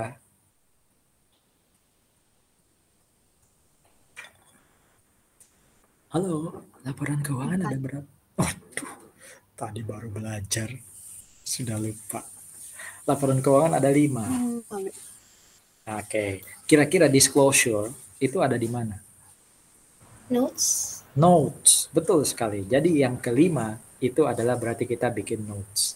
Karena biasanya kalau kita bikin neraca atau statement of financial position, jarang kita tulis accumulated depreciation ini pakai metode straight line atau garis lurus. Jarang. Bisa aja sih di sampingnya kita tulis straight line, tapi kan orang fokus ke angka, tidak ke keterangan. Nah, ketika kita bikin keterangan dan biasanya kita taruh di notes, itulah yang namanya disclosure atau pengungkapan. Nah, itu yang ada di chapter 5 dari conceptual framework-nya IASP. Oke, ada 3 kamar, ada 3 kotak di sini, jangan ketukar ya. Jangan ketukar. Anda paham definisi masing-masing ini, tapi salah nyebut. Contoh, economic entity principle itu salah. Mungkin definisinya benar itu untuk economic entity, tapi kadang tricky-nya di pertanyaan saya khususnya, itu saya kasih economic entity constraint, padahal bukan. Economic entity itu apa? Assumption. Measurement assumption. Nggak tepat. Harusnya measurement principle. Ya, jadi ya bagian dari ngingat-ngingat lah. Saya paham atau measurement, tapi dia ada di kamar mana ya? Asumsi, prinsipal, atau constraint? Itu juga yang jadi tricky. Ya, oke. Yang pertama, asumsi dasar economic entity. Secara cepat, intinya adalah, minggu lalu kan kita sudah belajar ya, ada yang namanya business entity business entity assumption atau economic entity assumption. Itu lawannya proprietary assumption. Kalau proprietary itu berarti antara pemilik dan entitasnya itu satu. Kayak UD, sole proprietorship minggu lalu kan. Tapi kalau sudah PT, owners dan PT itu dua kesatuan yang berbeda. Antara pemilik dan unit bisnisnya itu dua kesatuan yang berbeda. Itulah economic entity assumption. Ya. Ini terjawab. Yang kedua, going concern assumption. Intinya gini, kita mendirikan satu entitas, mendirikan satu organisasi bisnis, itu asumsinya umurnya panjang. Bahkan nggak pernah ada yang orang yang mendirikan usaha itu terbayang nanti saat saya umur sekian saya stop usahanya, nggak ada. Kalau sampai kayak gitu, contoh ya, umpama hari ini saya dirikan PT, UD atau CV. Lalu saya bilang, 20 tahun lalu lagi kalau umur saya sudah ya sekitar 60-70-an, tak tutup capek saya nanti pasti. Itu artinya kalau sampai kita atau Anda mengatakan 10 atau 20 tahun lagi perusahaan akan kita tutup, maka nilai yang kita catat di laporan keuangan itu bukan nilai hari ini loh. Tapi perkiraan nilai 10 atau 20 tahun lagi. Ya. Kalau sekarang kan enggak. Berapa nilai hari ini itu yang kita catat kan, waktu buat jurnal umum. Waktu bikin laporan keuangan tinggal dilihat di akhir tahun nilainya berapa, valuation kan tadi. Kalau sampai kita tidak going concern, berarti kita melihatnya itu hanya saat satu titik tertentu kita tutup perusahaan itu, maka harusnya penyajian atau angka yang ditulis di laporan keuangan itu bukan angka sekarang, melainkan angka masa depan yang ditarik ke nilai sekarang. Itu nanti chapter 6. Ya. Itu satu tentang going concern. Yang kedua, going concern ini sebenarnya lebih ke arah gini. Apakah perusahaan itu akan bangkrut atau tidak? Apakah perusahaan itu diragukan? Dia akan sustain atau tidak? Jadi satu ya, going concern itu adalah prinsip asumsi yang mengatakan bahwa perusahaan didirikan tidak pernah akan tutup. Kita beriman tidak akan tutup. Nanti kalau suatu saat tutup karena bangkrut itu hal lain. Tapi di masa sekarang kita tidak pernah terbayang perusahaan akan tutup. Itu satu. Yang kedua, going concern assumption itu adalah asumsi yang mengatakan bahwa perusahaan tidak akan bangkrut. Ya, makanya kadang auditor datang ke perusahaan, lalu ngitung, perusahaan aman-aman aja, ya, dia masih bisa bayar hutang, dia masih bisa bayar gaji, itu berarti dia masih going concern. Tapi kalau sampai auditor bilang ada masalah nih, perusahaan ini kebanyakan aset tetapnya, kebanyakan mesin, kebanyakan tanah, kebanyakan gedung, itu ada nilainya, tapi dijualnya kan lama ya, dibanding kalau punya cash. Berarti kalau ada hutang yang harus dibayar tahun depan, ya, hutangnya yang dibayar tahun depan 10 M, tapi cashnya cuma ada 1 M. Utang tahun depan 10 M, cash hanya 1 M. Sisanya aset yang lain ini aset padat. aset tetap, aset jangka panjang, butuh waktu untuk dijual. Nah itu bisa jadi ada masalah going concern.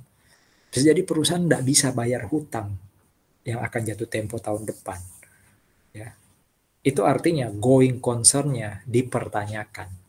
Jadi asumsi perusahaan itu bisa jadi tahun depan akan goyang. Bahkan paling buruk dia akan bangkrut. Nah itu going concern dari perspektif kedua. Ya. Asumsi yang lain, basic assumption yang lain adalah monetary unit. Ya gampangannya gini. Informasi keuangan harus disajikan selama dia bisa diukur secara moneter. Ya, ada uangnya. Jadi kalau ada informasi karyawan orangnya bagus. Ada dia, perusahaan itu kok kayaknya produktif terus. Berarti orang ini asetnya perusahaan. Ya. Si siapa tadi? Si Barus itu aset perusahaan tuh. Ada dia, omongannya ceplas-ceplos, naik terus produktivitas perusahaan. Oh, aset dia berarti. Nah, tapi pertanyaannya, apakah teman kita tadi itu ada di dalam statement of financial position perusahaan di bagian aset? Nggak ada. Berarti kata-kata beliau ini asetnya perusahaan itu nggak tepat. Karena kita nggak bisa masukin orang tadi sebagai aset. Kenapa kita nggak bisa masukkan dia sebagai aset? Karena kemampuan dia kemampuan produktivitas dia itu nggak bisa dinilai secara moneter. Ya, jadi segala sesuatu yang akan disajikan dalam laporan keuangan harus bisa dinilai secara moneter, harus bisa dikonversi ke duit. Itu monetary unit assumption. Kalau periodicity dari namanya aja, intinya gini, kita nggak boleh bikin laporan keuangan asal periodenya. Saya bikin pas saya mood aja Nah moodnya itu kadang 2 tahunan, bisa 1,5 tahun, nggak bisa. Minimal laporan keuangan itu, istilah pasnya minimal atau maksimal, tapi intinya gini, kalau kita malas bikin laporan keuangan, paling tidak laporan keuangan itu harus tahunan. Periodenya harus tahunan, 12 bulan. Ya, nggak harus 1 Januari sampai 31 Desember, pokoknya 12 bulan. Bisa 1 Februari sampai akhir Januari tahun depan. Pokoknya itu paling pola kalau kita nggak bisa bikin laporan keuangan bulanan. Ya. Oke. Bulanan itu rajin sekali ya, tiap bulan bikin. Kenapa sih perusahaan itu harus terus-menerus bikin laporan keuangan atau lebih sering periodenya? Itu salah satunya supaya kalau minggu lalu kita masih ingat kualitatif karakteristik, supaya ketika investor itu pengen ngambil keputusan, informasinya itu masih up to date, masih relevan. Ya kan? Masih relevan. Ya, bisa jadi itu juga timeliness. Ya kan? Dia bisa relevan, salah satu isinya kan apa? Selain prediktif. Apa tuh satunya? Konfirmatory. Jadi dia bisa mengkonfirmasi lagi prediksi dia di awal. Nah, makanya PT Terbuka itu biasanya bikin laporan keuangan namanya laporan keuangan sementara, 3 bulanan. Quarterly. Triwulanan itu quarterly. Quarter itu berarti kan ada 4 periode. PT Terbuka nggak boleh sekedar bikin laporan keuangan 1 tahun sekali. Enggak. Dia harus bikin paling nggak 5. Jadi 4 triwulan, ya 4 atau 5 ya. 4 triwulan di mana ada 4 triwulanan 1 tahunan. Boleh nggak dia bikin bulanan? Oh boleh banget, cuma effortnya luar biasa. Ya. Jadi kalau kita nggak bisa bikin laporan keuangan sesering bulanan, nggak bisa 12 kali, satu aja cukup. Tapi kalau Anda PT Terbuka, minimal Anda bikin triwulanan plus 1 tahunan. Itu namanya periodicity assumption. Ya, supaya seragam. Ada yang baru mood bikinnya 1,5 tahun, kan sudah nggak seragam. Kita membandingkan PT A, PT B, mungkin sama-sama perusahaan, anggap aja perusahaan manufaktur, tapi satunya laporan keuangan 18 bulan, satunya 12 bulan, kan nggak apple to apple, nggak apa istilahnya minggu lalu tuh comparability, ya kan, nggak comparability nanti. Apalagi basic assumption yang lain, accrual basis. Accrual basis itu intinya gini, saudara-saudara. Kita mencatat suatu transaksi tanpa melihat apakah dalam transaksi tadi itu ada cash atau enggak? Lawannya accrual basis apa? Lawannya accrual basis apa? Di PA? Halo?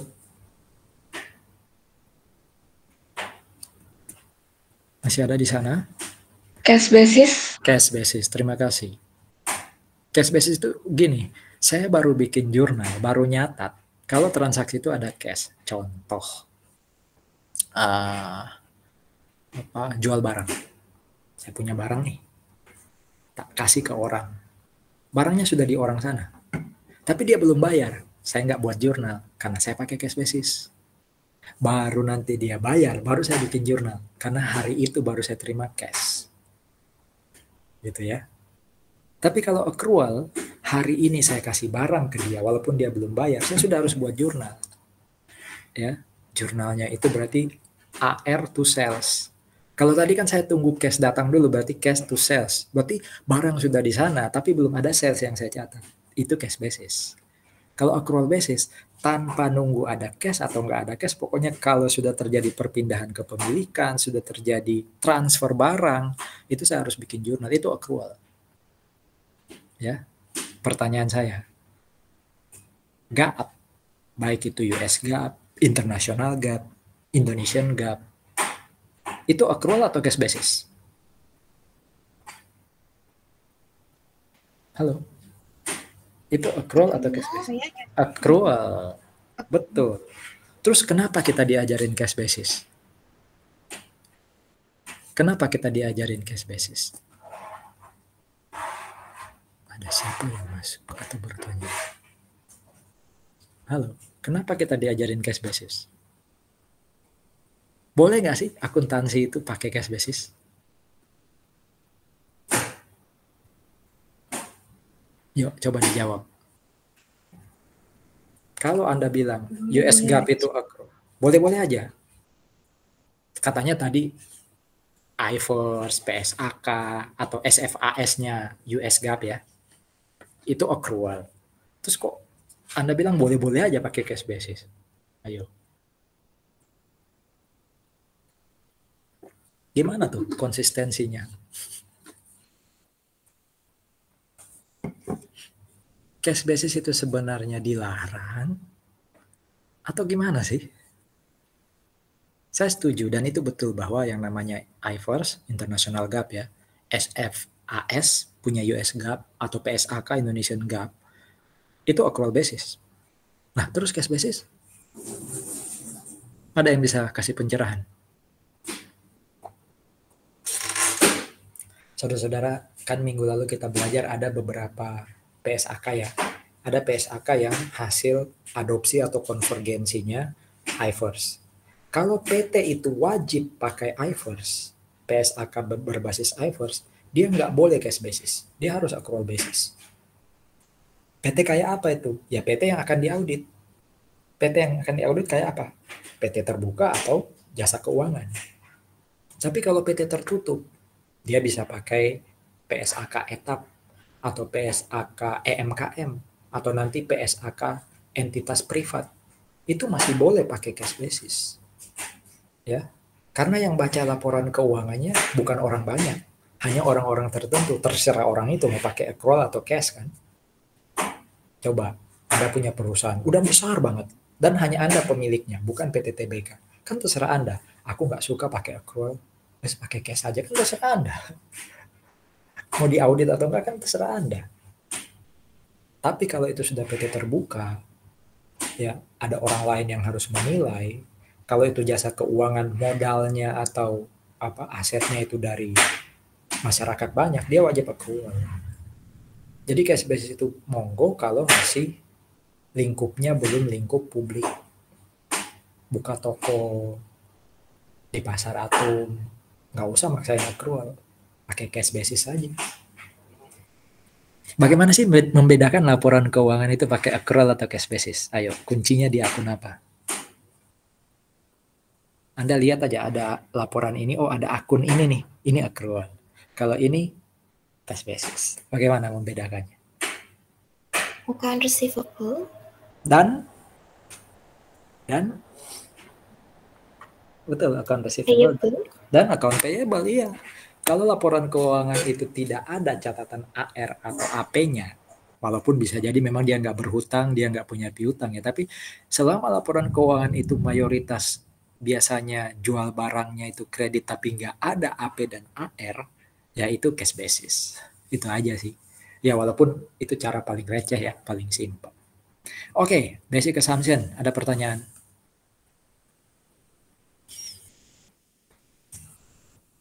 Oke, sekarang basic principle. Ya, tadi kan ingat ya, pengukuran atau measurement itu kita lakukan pada saat membuat jurnal umum. Jadi angka yang kita tulis di jurnal umum itu kita lakukan measurement. Tapi sebenarnya saudara-saudara, ini kalau dikasih dua sub measurement di sini, sebenarnya yang dimaksud measurement di sini saya kasih tanda kutipnya. Itu satu, measurement ketika jurnal umum dan measurement ketika jurnal penyesuaian. Istilahnya apa tadi? Measurement ketika jurnal penyesuaian?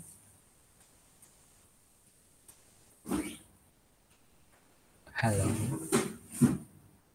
Ketika kita menghitung ulang, ketika membuat jurnal penyesuaian di akhir tahun, itu istilahnya apa perlakuan akuntansinya? Valuation. Valuation. Jadi measurement di sini sebenarnya baik di awal maupun waktu di akhir tahun. Ya. Nah, measurement kita khususnya di akhir tahun itu ada dua. Bisa pakai cost, bisa pakai fair value.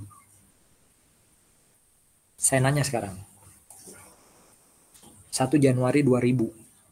1 Januari tahun 2000. Saya beli tanah 1 M. Sekarang sudah anggap aja masuk 1 Januari 2024. 1 M itu sudah pastikan kalau tanah umumnya naik ya. Anggap aja sekarang sudah 10 M. Pertanyaan saya.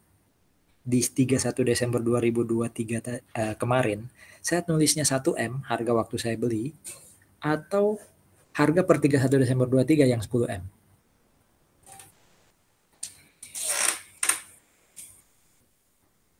Kira-kira. Saya beli tanah 20 tahun lalu 1 M, sekarang sudah 10 M di akhir 2023. Waktu bikin neraca, bikin statement of financial position akhir 2023, saya nulisnya 1 M atau 10? 10, Pak. 10. Kalau Anda memilih 10, itu berarti Anda pakai yang namanya fair value. Tapi kalau Anda memilih 1M, itu berarti Anda pakai yang namanya cost atau historical cost. Jadi pengukuran di akhir tahun atau valuation itu ada dua. Bisa pakai cost, berarti harga waktu beli, atau harga hari ini. Harga hari ini berarti harga per 31 Desember. Nah, terus tadi belum terjawab, Pak. 1 atau 10? Nanti kita akan belajar masing-masing akunnya. Cash itu pakai apa, prepaid expense pakai apa, receivable pakai apa. Tapi untuk kasus tanah itu kan apa? Aset tetap ya. Untuk kasus tanah kita boleh milih mau pakai 1 M atau 10. Jadi secara teori boleh milih. Jadi jawabannya tergantung perusahaan, tergantung akuntannya mau milih 1 atau 10. Kalau akuntannya memilih 1, jadi dia tulis 1 M, harga waktu dia beli 20 tahun lalu, berarti dia pakai cost principle namanya ya. Kan namanya principle ya, cost principle. Itu berarti akuntan yang sangat-sangat faithful representation, faithful representative. Kenapa? Karena dia ya mencatat berdasarkan bukti. Penyajian faithful representation atau representatif itu kan mencatat sesuai apa adanya kan. Belinya memang 1 M kok, buktinya 1 M kok. Ya. Tapi kalau dia memilih mencatat 10 M, itu berarti dia orang yang apa? Masih ingat nggak? Lawannya faithful representative di sisi kirinya. Ada juga di slide ini sebenarnya. Tapi terlalu jauh kalau mundur. Sisi kanannya faithful representative. Sisi kirinya apa istilahnya? Orang yang karakteristik kualitatif bagian primary quality. Relevan. Jadi Anda itu orang apa? Orang faithful representation atau orang relevan? Kalau Anda orang relevan, Anda pakai fair value. Itu ya. Untuk kasus aset tetap kita boleh memilih. Tergantung kita itu orang apa. Nggak ada yang salah loh ya. Orang historical cost ngomong gini. Emang 10M ada buktinya? Emang kalau saya jual pasti dapat 10M? Kan itu hanya desas-desus. Ya. Tapi kalau ditanya lu, berarti 1M itu kan sudah usang informasinya, sudah 20 tahun lalu. Kan sudah nggak relevan. Berarti dia lemahnya relevan. Nggak relevan dia. Nggak bisa prediktif, nggak bisa konfirmatori, materialitinya juga terganggu. Tapi kalau fair value, wah itu relevan banget. Harganya kan harga Desember 2023 loh. Cuma sekarang kalau ditanya, emang tanahmu dijual bisa dapat 20M, 10M? Kan nggak bisa dibuktikan. Ya, nggak faithful. Plus minus. Makanya, kalau saya balik dikit ya, ini saya bikin ya, di sini ada tulisan, nggak apa-apa ya. Trade off, memilih. Kadang kita memilih relevan, kadang kita memilih faithful representation. Ya, tergantung karakter kita. Ya. Di ujian. Kalau kita pengen akurat, kita pengen benar-benar baik nilainya, itu kita berarti faithful representation. Tapi berarti kita butuh waktu lebih lama, lebih panjang. Ya kan? Ada orang yang butuh relevan. Ya, pokoknya cepat, tapi belum tentu akurat. Wah, kalau ada orang yang bisa cepat tapi akurat kayak Lionel Messi, wah, oke. Tapi kan nggak semua orang kayak Lionel Messi. Ya, berarti kita harus memilih kita mau relevan atau faithful representation. Ya, itu kalau kasusnya aset tetap. Tapi kalau kasusnya investasi, saya beli sahamnya PTA. Itu mau nggak mau harus pakai fair value. Ya. Jadi kalau investasi, itu nggak boleh milih mau pakai cost atau fair value. Harus fair value. Pak, gimana caranya melogika? Nggak bisa dilogika. Dihafal. Aset tetap boleh milih. Investasi harus fair value. Kalau inventory apa? Receivable gimana, itu nanti kita belajar satu persatu per aset. Itu measurement. Ya. Nah, fair value sendiri ada 3 level. 3 level. Ya. Level pertama, ini level yang paling tinggi. Ini fair value yang ya level 1 ya, yang selalu jadi jujugan, yang selalu jadi acuan. Nggak banyak fair value level 1. Ya, hanya saham. Saya ulangi, hanya saham. Kenapa dia disebut fair value level 1? Karena harganya itu, kalau sering dengar quote, ungkapan, atau kuotasi, itu artinya tertulis harganya. Harga saham kan bisa kita tahu ya, dari Bursa Efek, harga sahamnya PT Unilever berapa. Itu bukan rumor kan, ada tulisannya di dimanapun kita bisa dapat informasi soal harga saham. Tapi sekarang saya nanya, harga tanah di Surabaya Barat, Anda bisa ngomong, anggap aja ya, 10 juta per meter persegi. Emang ada tertulis? Ada informasi jelasnya seperti harga saham? Kan nggak ada. Nah itu dia level 2 tuh. Ya. Dia level 2. Kita tahu berapa harga beras per kilogram, berapa harga minyak sekarang per liter. Tapi nggak pernah tertulis seperti harga saham. Nah itu berarti juga fair value tapi level 2. Nah bagaimana kalau informasi harga wajar, fair value itu harga wajar ya. Bagaimana kalau informasi fair value harga level 1 nggak ada, level 2 juga nggak ada. Nah, kita terpaksa harus pakai rumus matematika, harus ngitung. Itulah chapter 6 nanti. Ya. Ngitung yang namanya present value, itu chapter 6. Itu level paling rendah dari fair value. Dia tetap fair value, tapi level paling rendah. Jadi ada 3 level fair value itu. Ini biasanya, bukan biasanya, ini hanya untuk saham, ini untuk barang-barang atau aset atau apapun yang kita bisa tahu harganya berapa. Makanya ada istilah apa tuh, invisible hand ya. Adam Smith ngomong gitu ya. Ada yang ngatur sampai harga tomat berapa sekarang di pasar, tapi nggak pernah tertulis. Ya, cuma kok kayaknya ada permintaan penawaran yang bisa menemukan harga sekian. Nah, itu level 2. Tapi kalau tidak tertulis, kita juga nggak tahu harganya yang beredar gimana ya, kita harus ngitung. Kadang kita ajak minta tolong orang, kamu kan jago ngitung ya, tolong dong dinilai kira-kira aset saya ini nilainya berapa. Dia pakai rumus matematika, itu level 3. Oke, pertanyaan saya sekarang gini, fair value itu kan nilai wajar. Sama nggak dengan market value? Market value itu apa? Nilai pasar atau harga pasar ya. Sama nggak fair value dan market value?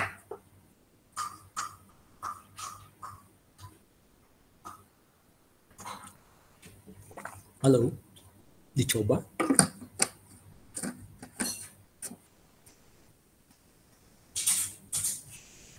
Yuk. Sering dengar kan fair value, market value. Kira-kira sama nggak ya?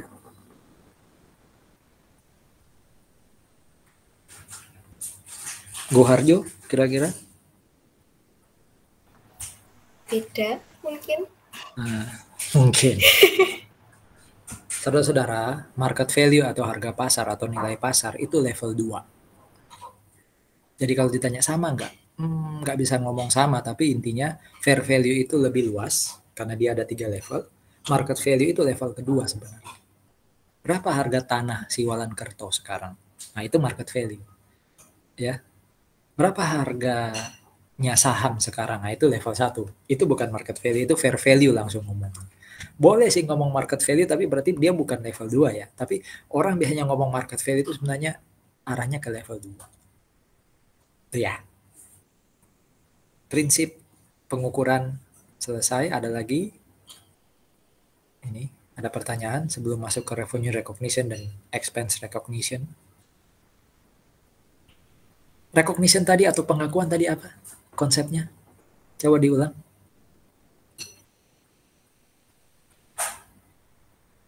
Kita ngomong recognition atau pengakuan itu sebenarnya menjawab pertanyaan apa ya? Kapan debit kredit? Oke. Kapan debit kredit dan apa nama akunnya? Berarti kalau ngomong revenue recognition, expense recognition itu berarti kapan kita mencatat revenue di jurnal. Revenue itu ada di kredit. Kalau expense kan ada di debit saldo normalnya. Berarti kapan sih kita mengkredit revenue? Kira-kira kapan? Kan recognition ya. Kira-kira kapan? Ada teorinya di belakang. Kapan kita mencatat revenue di kredit? Ini ada syaratnya. Ya. Kata kuncinya 2. Probable dan reliable. Ya, probable dan reliable. Intinya gini. Kalau tadi kan saya ngomong gini, revenue itu bisa diakui kalau saya sudah menjalankan kewajiban saya. Kalau saya penjual barang, kewajiban saya barang ini harus saya kasih ke pembeli. Ini nih. Ini yang disebut performance obligation. Jadi revenue bisa kita kredit, bisa kita jurnal. Itu kalau saya sudah menjalankan kewajiban saya. Tapi ada syaratnya. Jadi nggak sekedar gini, saya punya barang ini, saya sudah kasih ke Anda, oh berarti saya sudah bisa nulis revenue di kredit dong. Ya belum tentu. Harus ada syarat, yaitu tadi probable dan reliable. Probable itu maksudnya gini, saya bisa memastikan bahwa di masa depan, pasti orang yang saya kasih barang ini akan bayar ke saya. Kan bisa aja gini, saya kasih barang ini, tapi orang yang beli ini, kredit ratingnya jelek. Ya, kredit rating berarti sering ngemplang.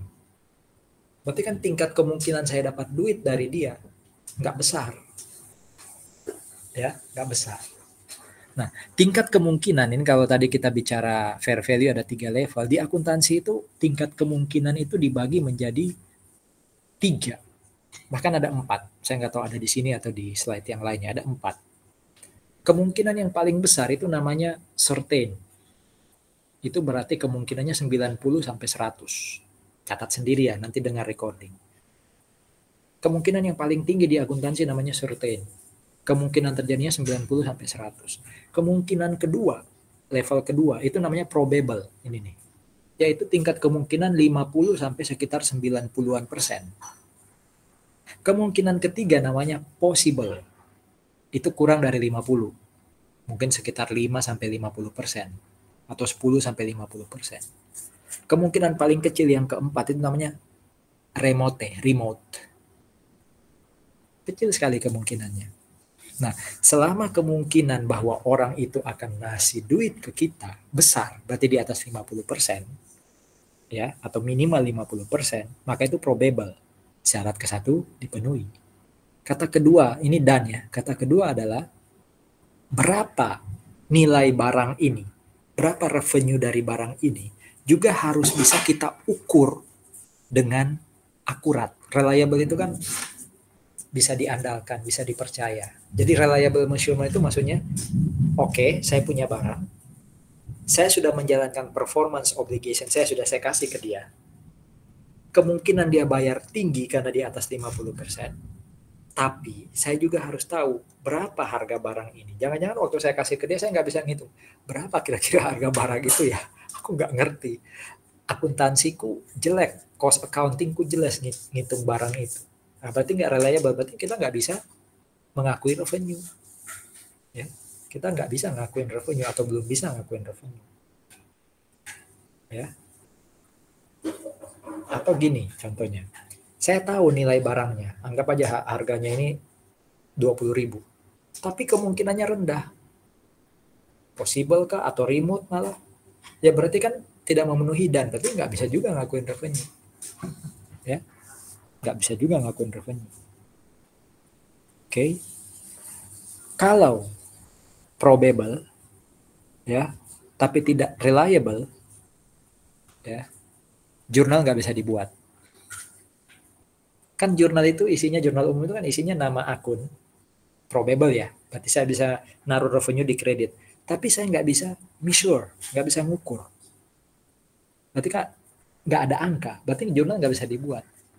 Jadi kalau probable tapi nggak reliable, jurnal nggak bisa dibuat karena nggak bisa ada angka. Tapi kalau reliable, nggak probable, jurnal masih bisa dibuat. Cuma tidak boleh nyatat revenue. Jadi apa dong Pak? Ya bisa hutang, apapun itu tapi bukan revenue. Intinya revenue kalau mau dicatat di sisi kredit harus probable dan reliable. Itu. Probable, tidak reliable, nggak ada jurnal. Ya. Reliable, nggak probable, ada jurnal, tapi bukan revenue. Ya. Itu revenue recognition. Bagaimana dengan prinsip pengakuan expense? Berarti kapan kita nyatat expense di sisi debit? Expense kan di sisi debit ya, revenue kredit. Ya dibalik aja logikanya revenue recognition. Ya. Nih. Intinya gini sebenarnya. Expense kan di debit ya. Intinya gini, selama kita sudah dapat revenue, berarti kita sudah boleh ngakuin expense. Contoh nih, saya sudah jual barang ke orang, ada pegawai yang kerja buat saya, berarti saya sudah bisa nyatat salaries expense. Jadi di periode waktu ada revenue, expense diakui. Jangan sampai saya belum dapat revenue, expense sudah diakui. Itu melanggar expense recognition principle. Expense saldo normal debit, tapi tidak semua yang di debit itu expense, bisa jadi aset loh. Nah, kadang-kala memang kita kadang-kala kita memang kalau menjurnal di debit itu bisa jadi itu aset, bisa jadi itu expense. Kalau dalam teorinya AKM 1 itu gini. Cost yang sifatnya produk itu aset. Tapi cost yang sifatnya period itu expense. Ingat tadi ya. Periodik. Ya, periodik itu kan yang sifatnya akan di closing. Kita bicara expense sekarang, berarti dia ya expense. Tapi kalau dia bukan periodik, ya itu yang disebut aset. Nah, bagaimana membedakan produk dan period? Ini nih. Apakah uang yang saya keluarkan untuk menghasilkan produk tadi itu punya direct relationship nggak?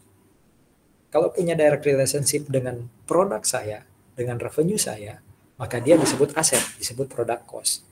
Tapi kalau nggak punya hubungan langsung, dia disebut expense. sama-sama gaji, sama-sama upah. Yang satunya gaji dikasih untuk karyawan pabrik. Satunya gaji dikasih untuk karyawan marketing. Wah, kita sudah tahu karyawan pabrik atau buruh itu kan langsung menghasilkan produk. Berarti uang yang saya kasih dalam bentuk gaji kepada labor yang ada di pabrik itu produk cost. Itu jadi aset. Nama asetnya inventory. Tapi kalau saya bayar gaji untuk marketing, bayar gaji untuk operasional yang ada di kantor administrasi, itu namanya salaries expense. Itu ya. Saya tes. Biaya listrik itu aset, yaitu produk cost. Atau period cost.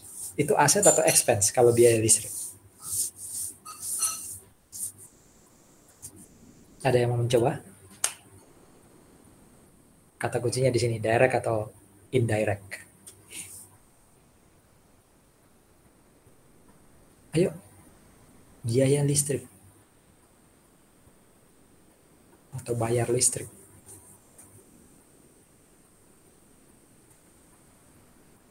Halo. Sharon ada kan ya, ketua kelas. Sharon. Product mungkin. Produk, mungkin. Temennya, siapa? Yang dari Blitar tuh, Delicia. Kamu sepemikiran dengan bestimu nggak?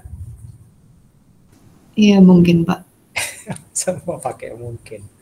Ingat ya, nggak bisa langsung dijawab. Tergantung Pak, biaya listrik apa? Kayak listrik dibayar itu untuk pabrik, kan direct, langsung menghasilkan produk. Itulah yang disebut sebagai overhead. Ya, biaya listrik tapi untuk pabrik. Pabrik kan langsung menghasilkan produk, tapi kalau bayar biaya listrik untuk kantor, administrasi, nah itu kan administrative cost. Dia period, sama-sama biaya listrik loh.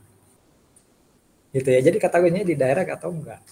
Satpam pabrik atau satpam kantor. Itu aja. Intinya gini, semua biaya yang keluar di pabrik itu produk cost. Ya, semua biaya yang keluar di kantor administrasi, kantor marketing, itu period cost. Oke. Satu deh, biaya angkut. Biaya angkut itu produk atau period cost? Ada yang mau mencoba?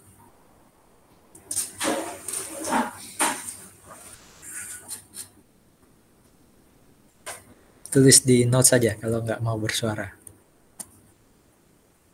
Kalau angkut barang masuk, produk cost. Wah, mantap kali kau ya. Nah, yang expense yang mana? Zeno. Expense yang mana? Mana kau? Kok lambat? Gimana Pak? Kan kalau angkut barang masuk katanya produk cost. Berarti kalau yang expense itu yang mana? Emang ada angkut yang lain ya?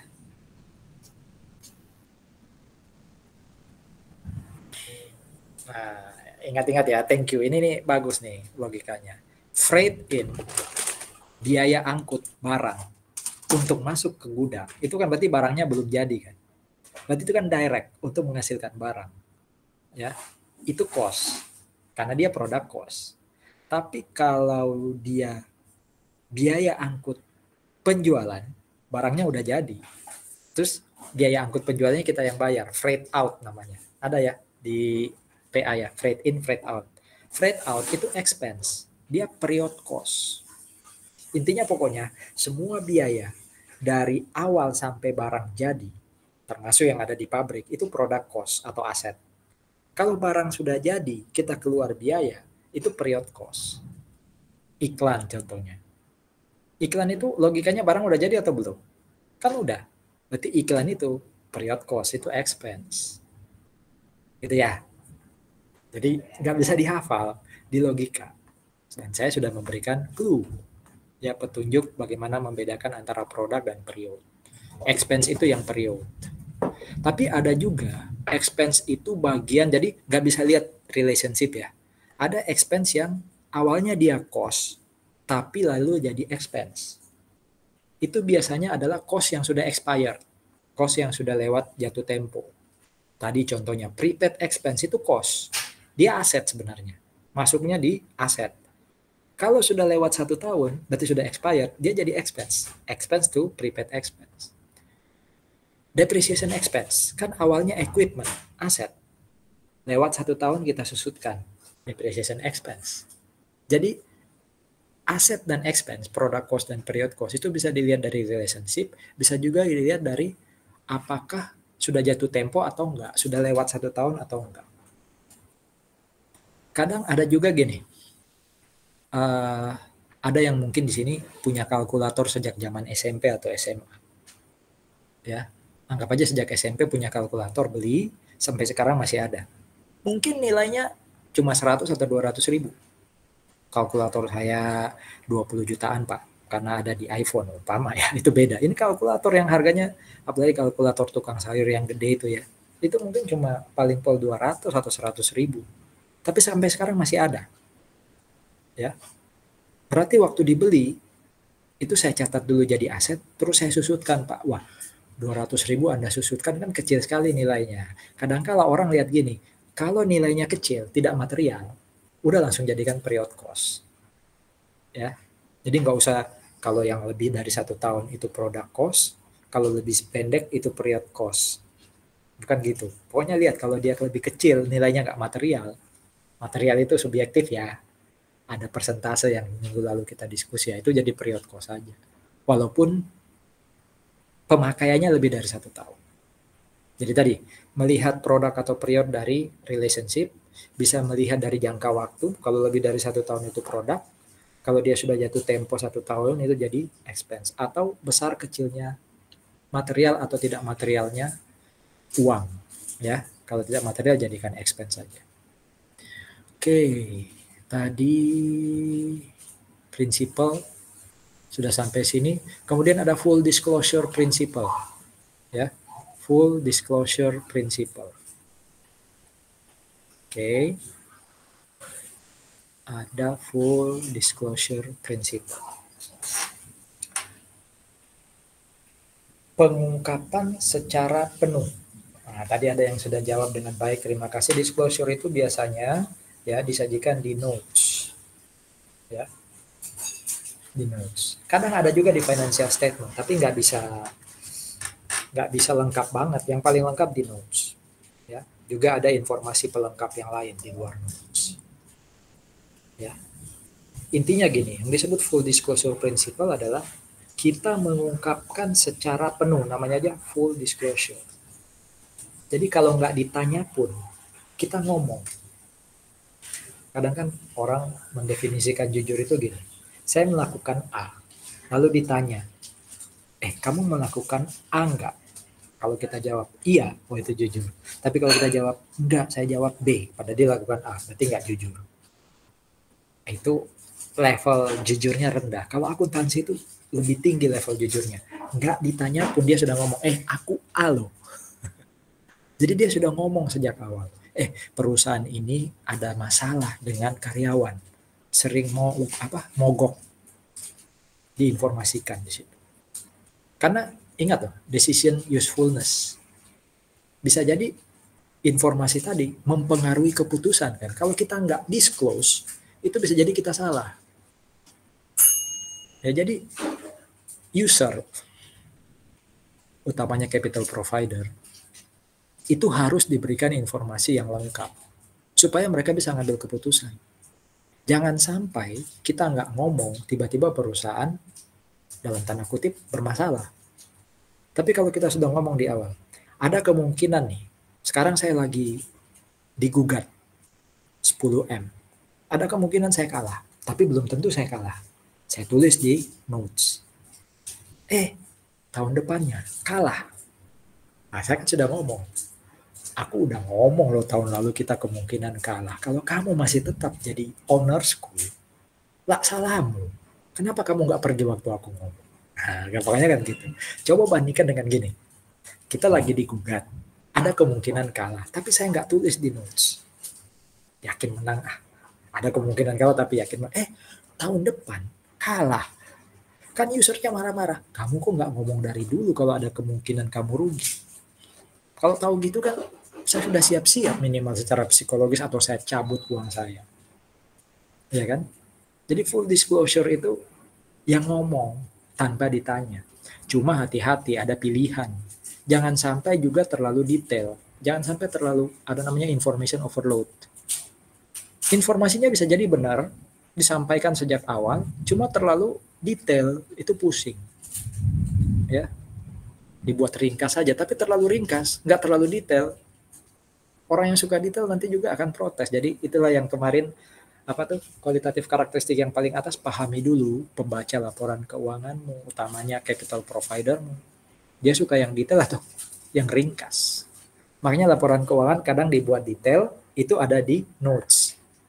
Yang condense, yang ringkas, itu ada di laporan keuangannya. Jadi di statement of financial position dibuat yang ringkas. Kalau kamu pengen lihat aset saya apa saja, lihat detailnya di notes. Jadi tetap dua diberi. Orang yang suka ringkas, dia nggak perlu buka notes. Orang yang suka detail, dia lihat notes, gitu ya. Jadi kadang pilihan. Oke, itu full disclosure prinsipal. Berarti kamarnya prinsipal selesai ya. Assumption sudah, prinsipal sudah. Nah, terakhir cost constraint. Bedain cost constraint dengan cost measurement. Cost measurement tadi, apakah aset akan saya sajikan sesuai dengan harga yang saya keluarkan waktu saya beli? Kadang ada bahasanya, sesuai dengan pengorbanan saya untuk dapat aset. Itu namanya cost measurement atau cost principle. Sementara cost constraint, minggu lalu juga sudah kita bahas di gambar besar itu loh, yang kualitatif karakteristik. Ya, kualitatif karakteristik. Cost constraint intinya adalah kita mengupayakan supaya penyajian laporan keuangan, pembuatan laporan keuangan, ya kita kan pasti berharap ya laporan keuangan yang kita buat itu bisa ngasih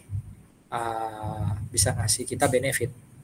Benefitnya ya orang invest ke kita, ya orang invest ke kita. Nah, cost yang kita keluarkan sedapat mungkin itu harus mempertimbangkan benefit yang kita dapat. Ya. Informasi itu bukan sesuatu yang bebas biaya loh ya.